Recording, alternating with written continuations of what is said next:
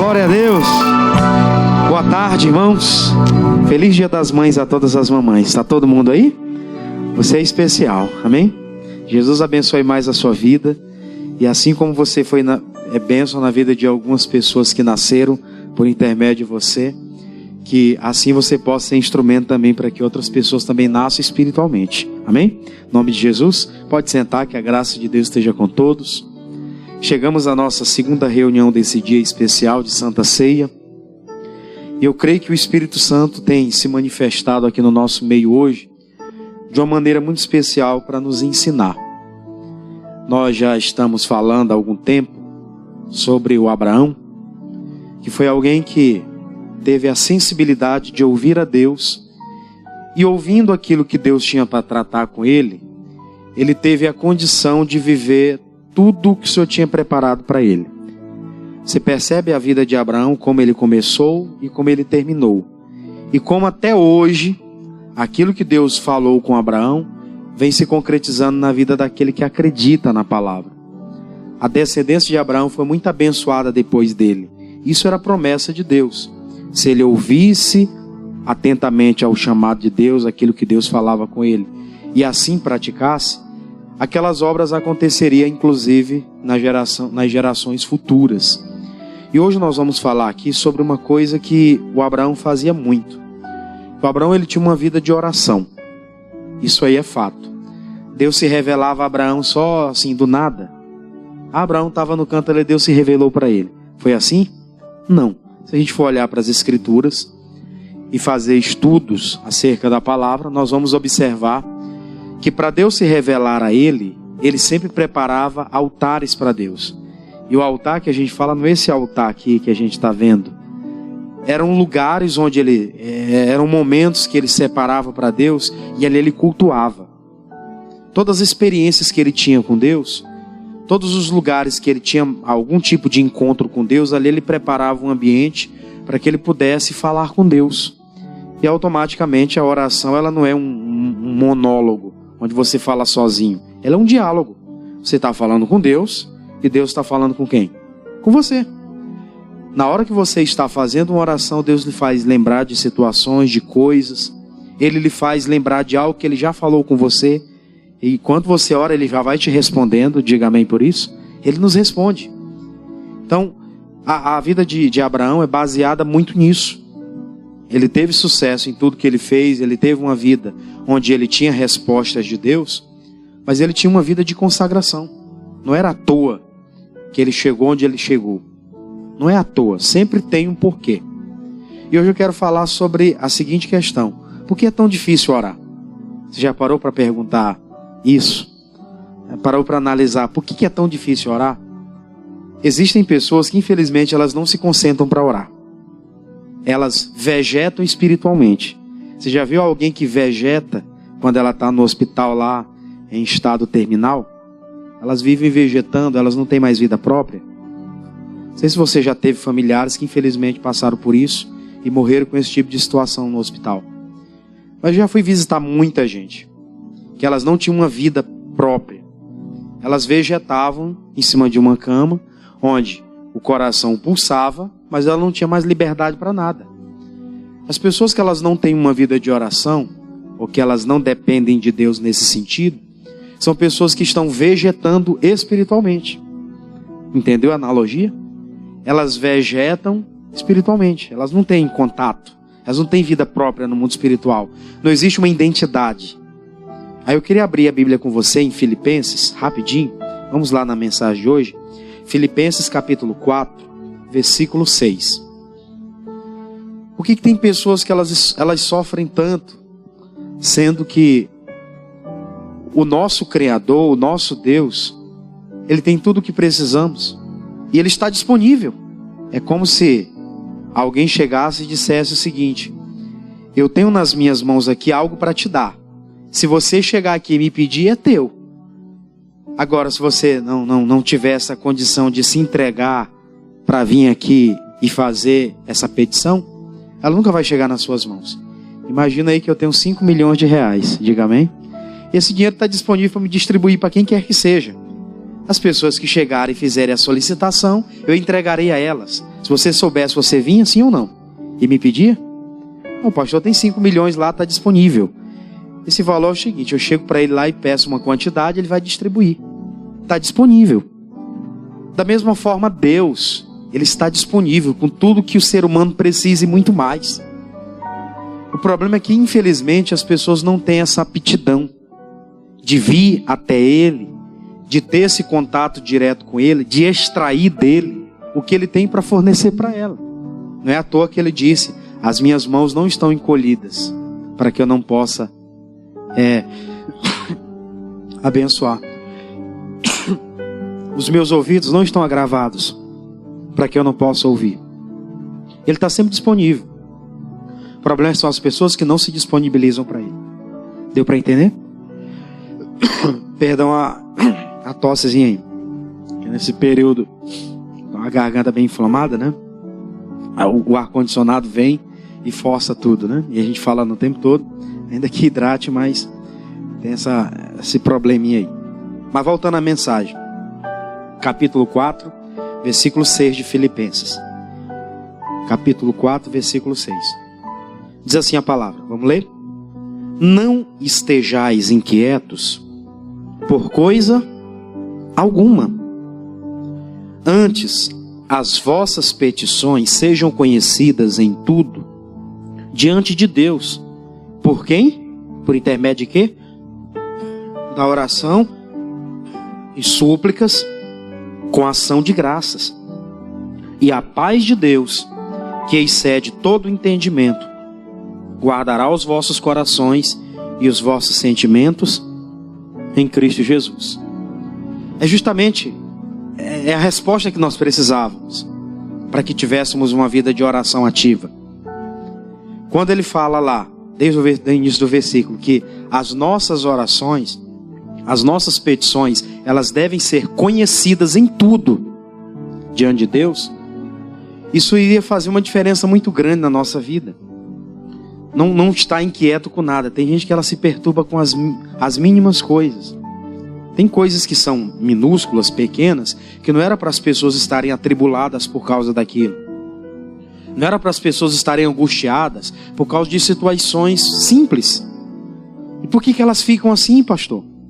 Está cheio de gente por aí com crise de ansiedade, com transtorno bipolar, com síndrome do pânico e tantas outras coisas. Eu acredito que tem situações na vida que causaram traumas em algumas pessoas. E alguém pode chegar a esse estágio. Mas aqueles que estão em Cristo, que têm uma vida com Deus, eles não podem chegar a esse ponto. Porque se eles tiverem uma vida de oração, as orações deles em tudo forem conhecidas diante de Deus, ele vai ter essa paz. Que está no versículo 7, o que ele disse lá no 7?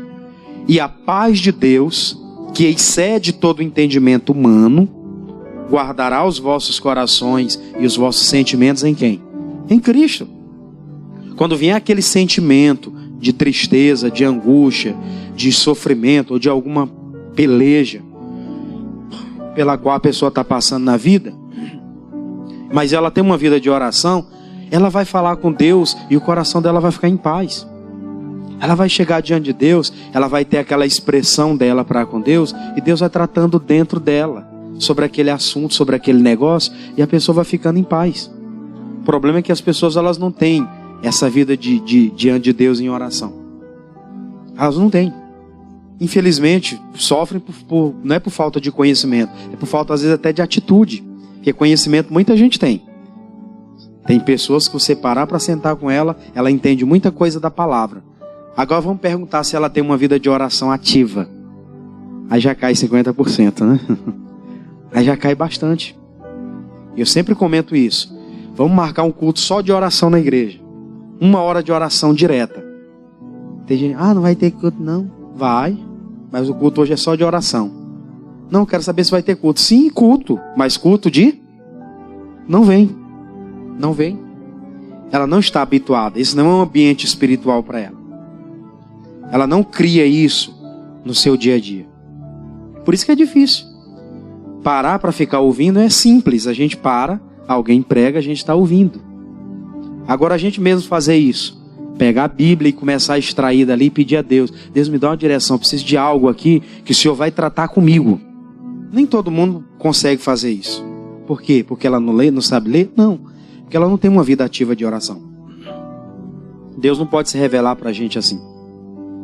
Você vê que tem gente com muitos tipos de problemas e a solução está diante delas e elas não conseguem encontrar a solução porque elas não se abrem. Elas não têm essa aptidão por ir até o Criador e falar com Ele.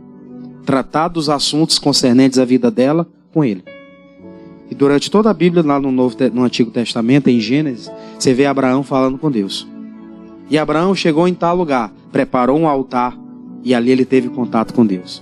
E Abraão chegou em tal lugar, preparou um altar e ali teve contato com Deus. O tempo todo foi assim.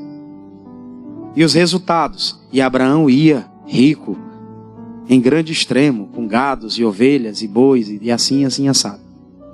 Ou quando não, ele precisava de uma resposta, de um socorro, e Deus vinha e se revelava a ele. Quando Deus pede o filho lá para ele, ele obedece, chegando lá Deus se revela a ele. Precisa dar teu filho não, eu sei que tu me ama. Glória a Deus. Mas ele tinha uma vida de oração com Deus. Ele tinha uma vida ligada a Deus totalmente. Era diferenciado. Deixa aqui marcado, primeira carta de João, finalzinho da Bíblia. Se você pegar o Apocalipse e voltar um pouquinho, você vai encontrar a carta de João. Tem a de Judas e tem as cartas de João. Primeira carta de João, capítulo 5. Primeira carta de João, capítulo 5. Nós vamos ler o versículo de número 14. Primeira carta de João, capítulo 5, versículo 14. Olha só. Primeira carta de João, capítulo 5, versículo 14. Vamos ler?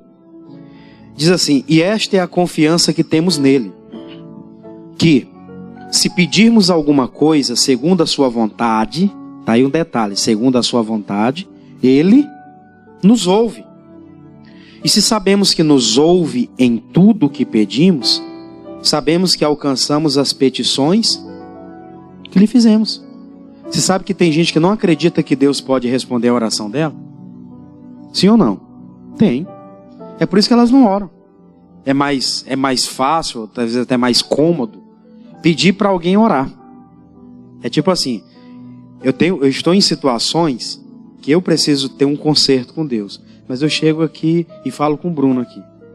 Diga: Bruno, tu ora por mim porque eu estou passando por uma situação assim e eu queria que Deus me ajudasse, tu pode orar por mim? Ela não acredita que se ela orar, a obra vai acontecer. Ela acredita que se ele orar, e ele não sabe nem da minha história, da minha situação, mas ele pode orar e resolver o meu problema. Eu mesmo não posso. O apóstolo João estava dizendo o seguinte: se nós sabemos que se fizermos algum pedido a Deus, ele responde, por que não fazemos isso? Por que não abdicamos de algumas coisas e demandamos tempo fazendo isso? É como eu falei agora há pouco, de uma forma simbólica. Se você soubesse que alguém tem 5 milhões de reais, é só chegar e pedir para ele, que ele vai te dar um quantitativo. Por que a pessoa não vai lá? Se as pessoas soubessem disso, elas iriam, sim ou não?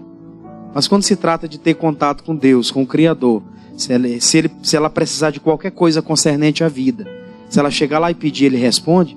Por que as pessoas não estão tão aptas a isso? Isso é muito sério. Por que as pessoas não se abrem para falar com aquele que pode resolver os seus problemas? Porque as pessoas, elas são materialistas, elas só acreditam naquilo que ela vê. E o mundo espiritual é diferente. Nós não andamos por vista, nós andamos por fé. É diferente.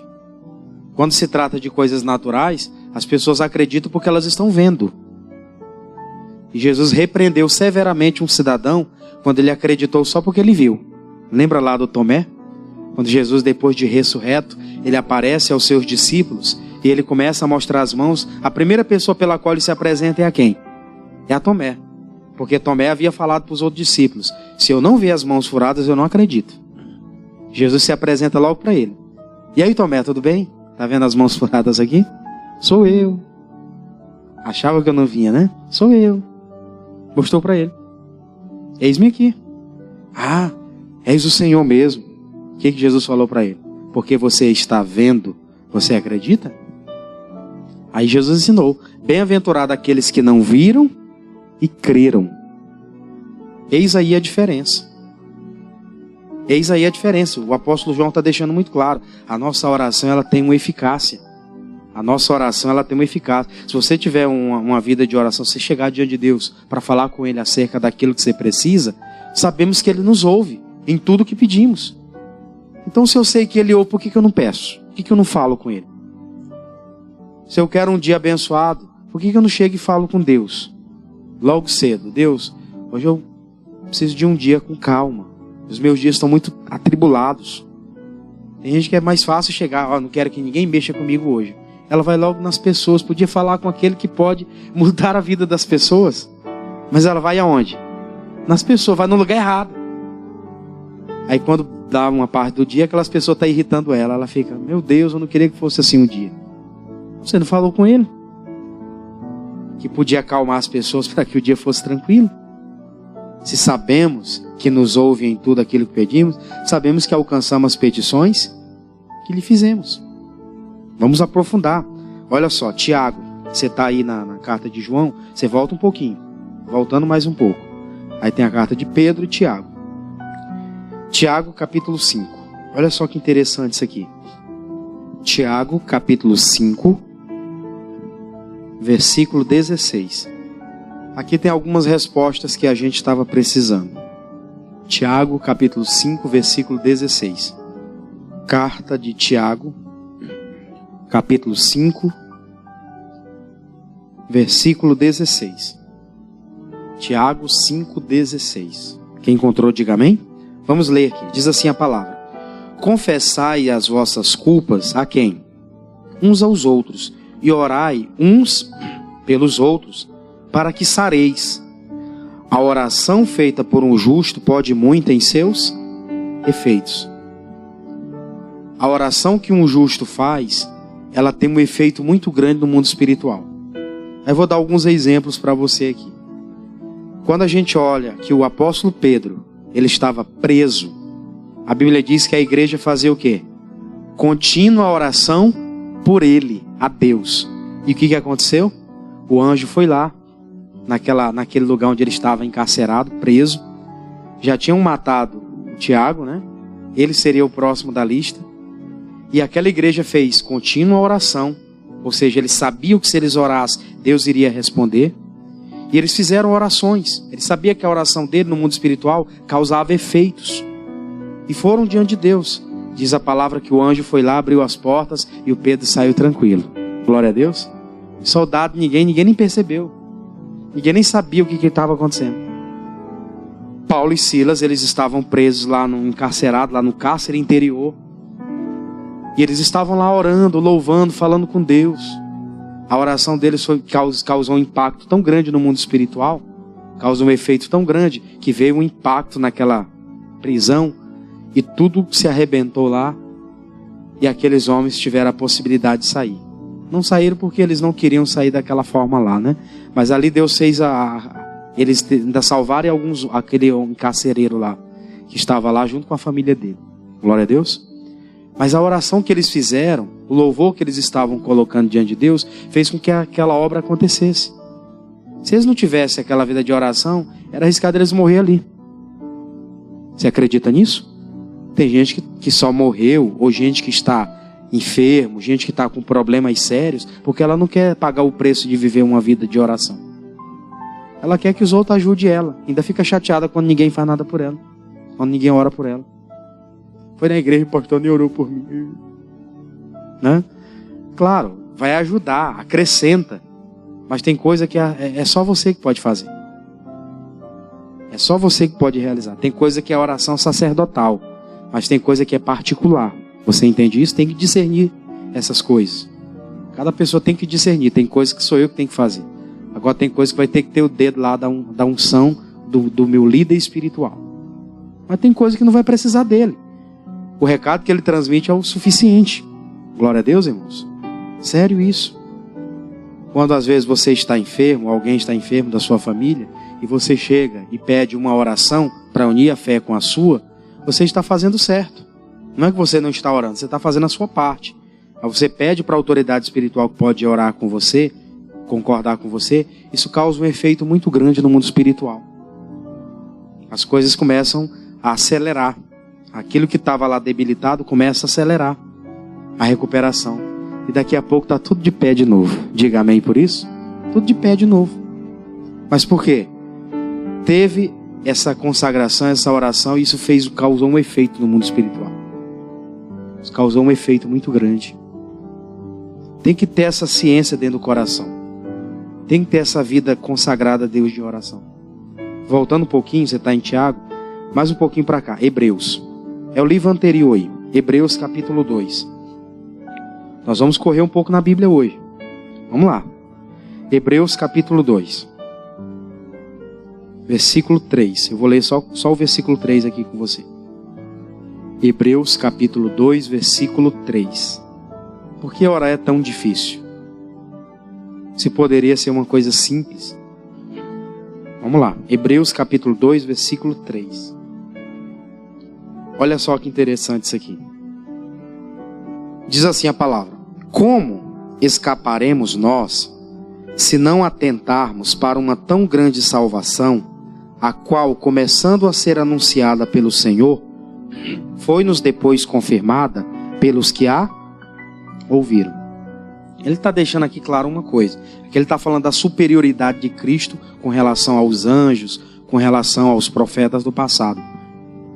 E nessa ocasião, ele está deixando o seguinte: olha, como que nós vamos escapar de uma tão grande, como que nós vamos escapar, né, dessas lutas dos dias atuais, e como viveremos essa tão grande salvação se não tivermos uma vida de consagração?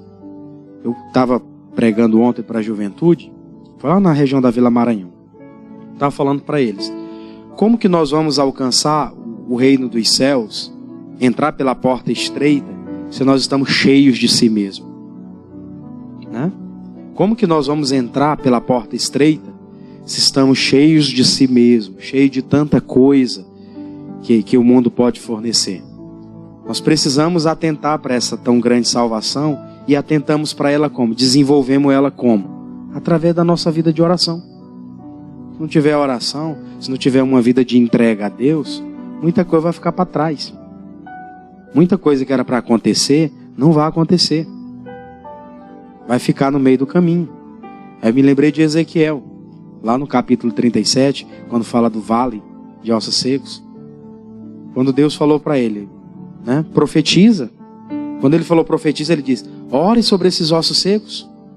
Chame a existência, né, de vida aonde não existe. Ou seja, Deus estava dando a ele uma ordem para que ele tivesse a condição de orar por aquela causa, de orar por aquelas coisas, para que algo mudasse, para que aquele vale de ossos secos que ali estava se tornasse um exército grande. Isso iria acontecer do nada? Deus falou para ele: profetiza, filho do homem, fala. Você conhece pessoas da família que às vezes estão doentes, enfermos, às vezes até você mesmo. Vou pedir que alguém faça alguma coisa por mim. Levante você mesmo, e você mesmo também já começa a exercitar a sua fé. Ora. Diga: em nome de Jesus, eu quero a libertação aqui agora. Essas perturbações que não me deixam dormir, essas angústias que eu tenho no meu coração, que eu não consigo ter paz. Você já começa a orar, repreende aquilo, e logo você começa a receber de Deus essa paz, esse refrigério. Mas se a pessoa não faz isso, como que ela vai, né, alcançar de Deus essa liberdade completa, essa confirmação daquilo que ela já ouviu por intermédio da palavra? Ela não vai alcançar nada. O tempo vai passar e muita coisa não vai se concretizar. Por isso que muita gente fica para trás, desanima da fé, não tem muito tipo de compromisso com Deus. É justamente por isso, porque ela não ora. É triste quando você vê na igreja todo mundo ali numa consagração e gente olhando assim para um lado e para o outro. Os obreiros que estão fazendo a obra, que estão trabalhando, eles precisam ficar atentos. Por isso que eles ficam andando no meio do povo. Não é nada mais, nada menos para ajudar. Glória a Deus. Inclusive tem um dia que eles sentam lá para ouvir a palavra. Tem as escalas, tudo bonitinho. Que também são ovelhas. A gente como pregador também. Tem os dias que a gente está aqui, mas tem dia que a gente vai sentar para ouvir uma palavra e tudo. Mas a gente tem que ficar atento ao culto, às coisas, para ajudar as pessoas nos momentos que forem necessários. Glória a Deus. Mas quem está no culto para ouvir a palavra, para vir buscar Deus, tem que ficar ligado com Deus. Muita gente perde isso. Está todo mundo ali, está descendo fogo do céu e a pessoa está olhando para a cara dos outros. É melhor nem ter vindo.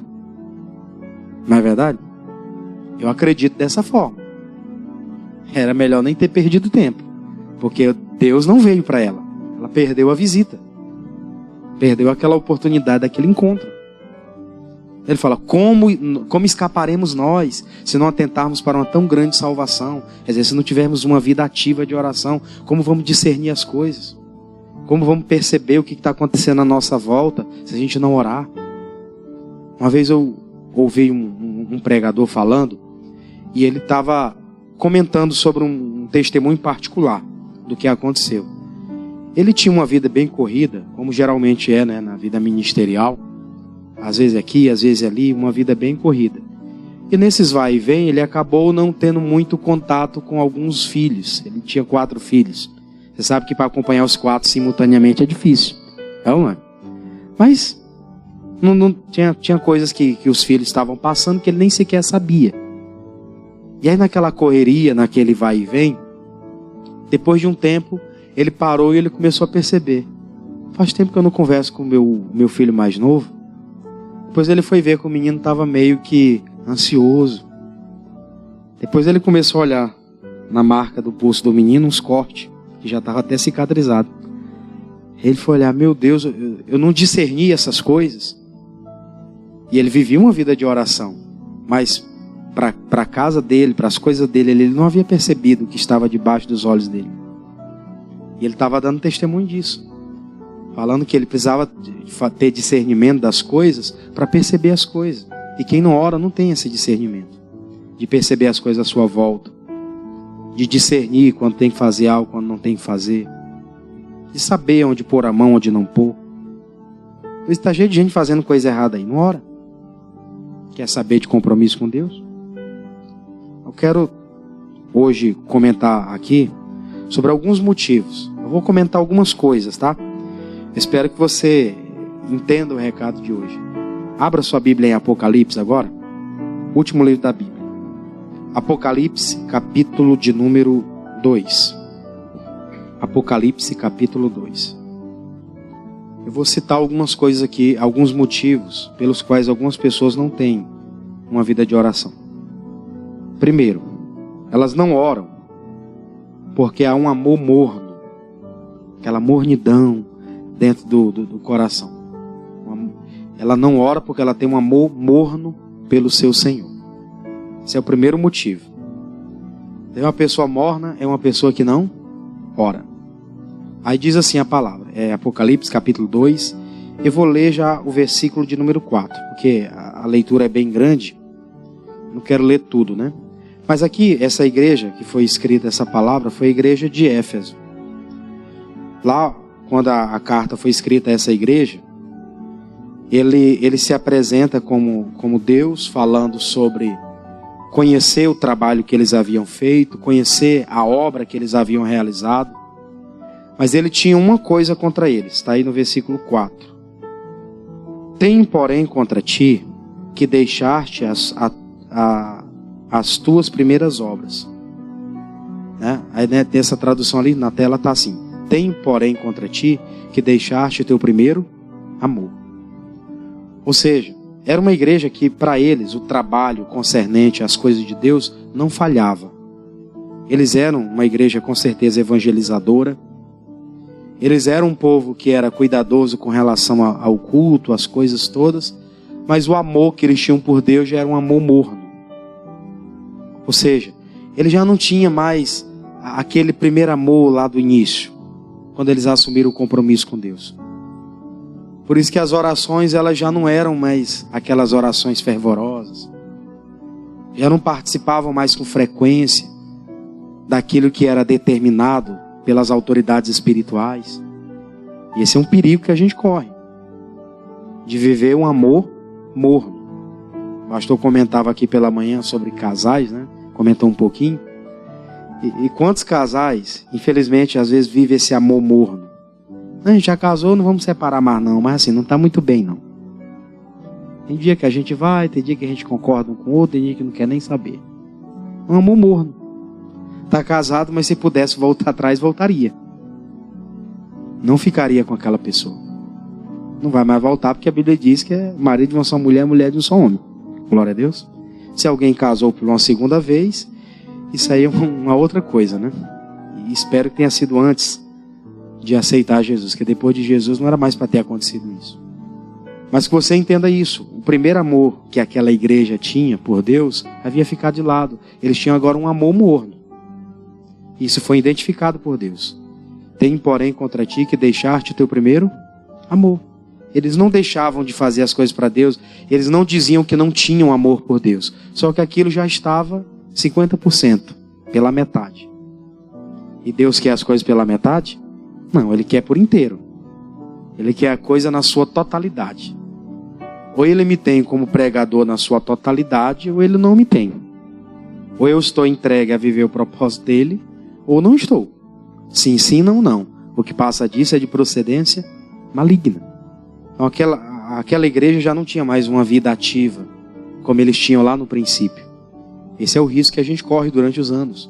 Eu particularmente já estou no Evangelho, vai fazer 14 anos agora, no Evangelho, como cristão. E nesses 14 anos, a gente vai passando por muita coisa que tem tempo. Se a gente não vigiar, a gente cria o nosso modo de viver e deixa de ter uma vida com Deus. Achamos que já sabemos de alguma coisa e vivemos uma vida automática, assim, acordei, glória a Deus. Mas não ora mais, já não tem mais uma vida de oração. Para pegar a Bíblia, um Deus nos acuda. E ainda tem, quando pega, ainda é assim, não consegui entender foi nada, minhas vistas ainda estão embaraçadas, né? Eu já vi muita gente dizer, pastor, não lê a Bíblia porque minha vista é embaraçada. Então vem na sexta-feira, no culto de libertação.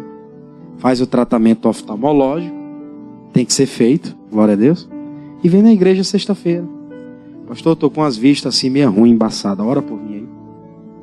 Vamos orar. Se tiver de ser feito, vai ser feito. Você não pode ficar negando que tem que ter uma vida com Deus. Senão vai virar morno.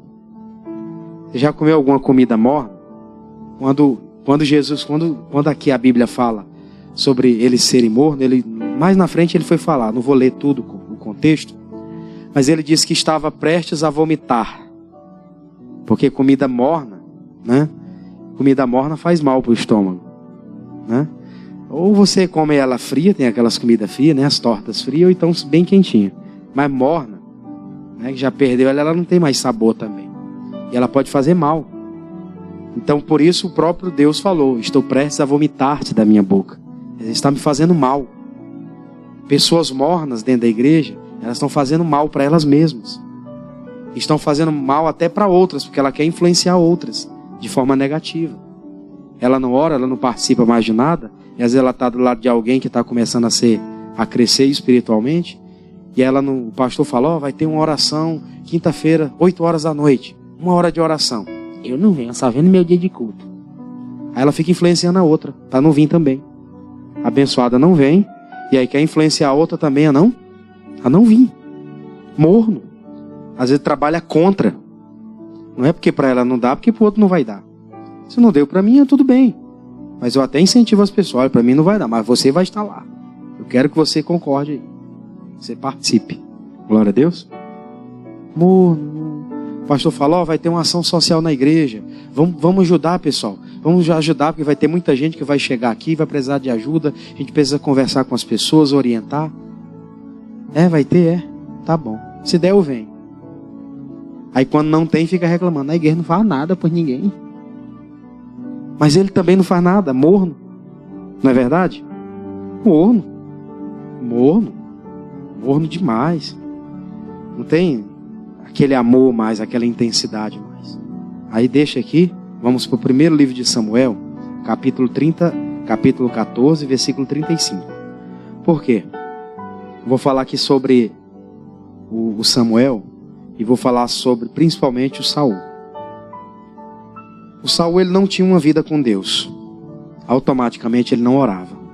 Não se vê o Saul como rei de Israel fazendo alguma oração a Deus, falando com Deus acerca de alguma coisa. Ele se tornou o rei de Israel, os anos foram passando e ele não tinha feito nada para Deus ainda. Ele vivia literalmente na dependência de Samuel.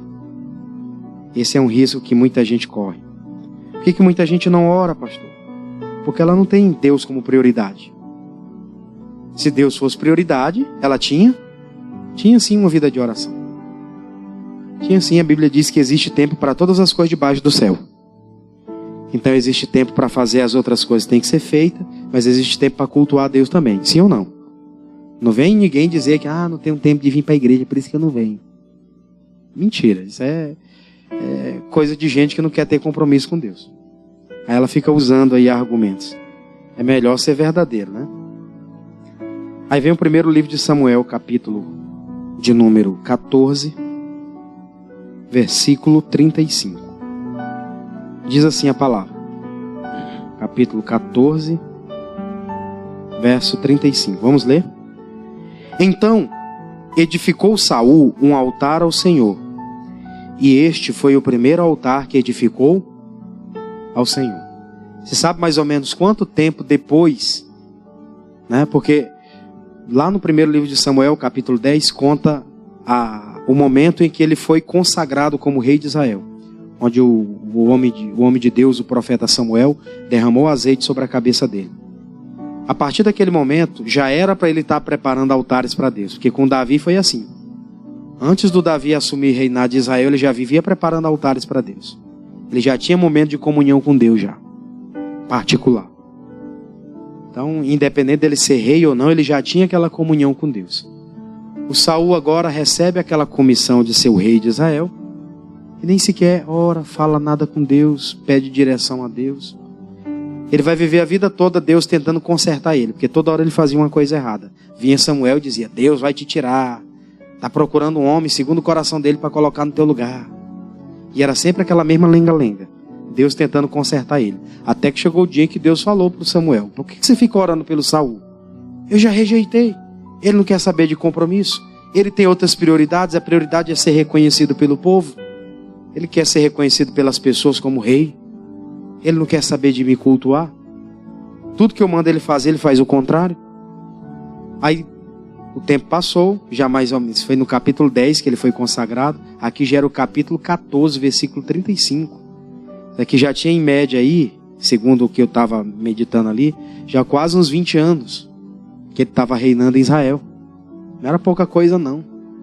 Depois desse tempo todo foi que ele foi preparar o seu primeiro altar. Eu fico analisando, meu Deus, é como se eu me tornasse um pregador e ainda não tivesse feito um altar para Deus. Que ele se tornou o líder do povo e não tinha feito um altar para Deus ainda. Ficou muito claro, edificou Saul um altar ao Senhor e este foi o primeiro, depois de muito tempo reinando. Aí vem uma célebre pergunta para a gente, né?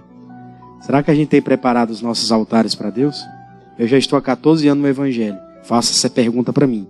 Será que eu tenho meu altar preparado para Deus? Onde eu separo para cultuar a Ele? Né? No auge dos meus 14 anos de idade, estou com 14 anos agora, no Evangelho. Tem gente que está com 20, tem gente que está começando agora, está com 1, está com 2. Será que já tem altares preparados para Deus? Ou não foi feito nem o primeiro ainda? Uma pergunta que a gente tem que ficar de orelha em pé, né? Porque para o Saul, a prioridade dele era o povo reconhecer ele como rei. Mas para que ele fosse confirmado e a descendência depois dele tivesse essa comissão também, ele tinha que fazer o que Deus mandava. Ele fazia tudo o contrário. Deus arranca depois dele. E o pior é que quando ele deixa de ser rei de Israel, o Espírito de Deus sai dele e automaticamente vem quem? O Espírito do diabo. Porque não tem esse meio termo. Ou a pessoa é de Deus ou ela é de quem? Do Ananás, do Satanás. Não tem outro meio termo. Ou é de um ou é de outro. Não tem tiquinho de um, tiquinho de outro. Né? Não tem esse negócio. Ou ela é de Deus na sua totalidade, ou ela pertence ao maligno. Das duas coisas, uma. Por isso que Deus deixou registrado isso para que a gente tivesse esse entendimento. De não ver as coisas como qualquer coisa. O Saul não tinha essa vida de oração. Já Davi tinha. Tanto é que ele se destacava. As coisas aconteciam com facilidade na mão de Davi. As mulheres mesmo começaram a publicar o nome de Davi lá em Israel. Elas começaram a publicar: Saul matou seus milhares, Davi seus 10 milhares. Davi pediu alguma coisa para aquelas mulheres falar e elogiar o nome dele? Não. Mas ele tinha uma vida com Deus, ele tinha segurança. Qualquer coisa que ele ia fazer, as coisas cresciam, fluíam. A ponto do próprio Saul ficar com inveja dele e mandar matar, correr atrás dele. E não matou porque Deus guardava ele. E justamente porque ele tinha uma vida com Deus e o Saul não tinha. Por que muita gente não ora? Porque elas já acostumaram a viver sem oração. É um outro caso. A gente passa a vida toda sem orar, tá nem aí. Ah, eu vou na igreja. O pastor tá orando lá, ela tá assim, de boca fechada. Ah, pastor, eu fico de boca fechada, porque boca fechada não entra mosca. Verdade. Mas diante de Deus, nós não podemos ficar calados. Ele quer saber da nossa expressão de amor para com Ele. Amém, irmãos? Ele tem que saber da nossa expressão de amor para com Ele. Como que um casamento se sustenta se os dois ficam calados? Ou se só um lado fala? Esse casamento está dado a um fracasso, tá ou não está? Então a aliança com Deus, que ela não tem essa cordialidade, em que um se expressa para com o outro, né, demonstrando o amor, aquilo vai acabar também. Só Deus que me ama, eu não demonstro nada para com Ele. Chegar uma hora que Ele vai dizer: eu estou sendo traído, porque não tem mais nenhuma palavra de amor, não tem mais nenhuma honra, não tem mais nada que expresse isso. Expressa com palavras, com atitudes, né, com zelo pela palavra e por aí vai. Mas a oração é o que expressa fisicamente. Glória a Deus. É o que expressa. Quando você não tem Imaginei que você não tem muito contato com alguém. Imagina que eu sou amigo da pastora Tenhão, mas assim, eu não falo nada com ela. Ela lá no canto dela, eu no meu. Ah, mas nós somos amigos. Mas não falo nada com ela, ela não fala nada comigo. A mesma coisa com Deus. Eu sou filho de Deus, mas não falo nada com Ele. Ele não fala nada comigo. Que tipo de, né, relacionamento é esse? Está dado ao fracasso. Não tem aliança. Vai acontecer lá, como aconteceu naquele último dia. Ele vai dizer: apartai-vos de mim, porque eu não te conheço. Não, mas eu estive com o Senhor, filho. Não, mas eu não te conheço. Eu não estou te conhecendo. Por isso que ele fala lá que as nossas orações devem ser conhecidas em tudo diante de Deus, pelas súplicas e com orações e ações de graça. Amém? Seja conhecida em tudo. Por isso tem que ter uma vida de oração. E para a gente terminar, Tiago capítulo 4. Olha só. Tiago capítulo 4. Tem gente que já levou a vida de oração de uma forma tão banal que ela ora de qualquer jeito. E esse é um outro perigo que nós podemos cometer. Falo nós porque todos nós estamos sujeitos. Olha só, Tiago capítulo 4, voltemos lá ao Tiago, né? Capítulo 4 agora, versículo de número 3. Esse versículo é muito conhecido. Não precisava nem abrir para falar para você, mas a gente vai confirmar aqui pela palavra. O que diz aí? Pedis e não recebeis, porque pedis mal. Para fazer o quê? Gastardes em vossos deleites. Quer dizer, quando eu peço só para o meu bel prazer, para cumprir o meu desejo, para fazer a minha vontade, para suprir uma necessidade minha. Tem gente que ela só ora por causa disso. Você sabia disso? Estou com uma necessidade. Aí vem orar. Mas quando não tem necessidade nenhuma, as coisas estão fluindo, ela leva no piloto automático. Não precisa, as coisas estão fluindo bem.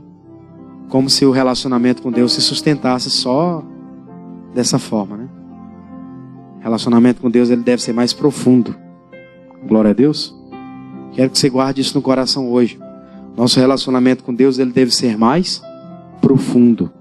Às vezes está muito superficial. Está muito ainda no raso. Há uma necessidade de uma profundidade maior. Eu quero demandar aqui alguns minutinhos a mais com você de oração. E nesses momentos de oração, nós vamos preparar para a ceia. Tá? Vamos demandar aqui alguns 8 minutinhos de oração. E aí nós vamos preparando já o coração para a Santa Ceia. Quando você abrir os olhos, os irmãos vão estar com a ceia para entregar para você. E nesses momentos que nós vamos fazer agora de preparação, nós precisamos falar com Deus acerca de tudo. Tem muita coisa que já era para a gente ter exposto, até fraquezas, que nem sequer foram expostas. Por isso que vira e mexe, a pessoa está lá caindo. Ela não pediu a ajuda de Deus para ela não cair mais naquela tentação. Toda hora cai de novo. Vamos orar? Vamos falar com Deus? Eu não posso cair nessa tentação de viver uma vida superficial. Me aprofundar mais. Guarde isso no seu coração hoje. Isso, fica de pé. Vamos preparar para receber a Santa Ceia.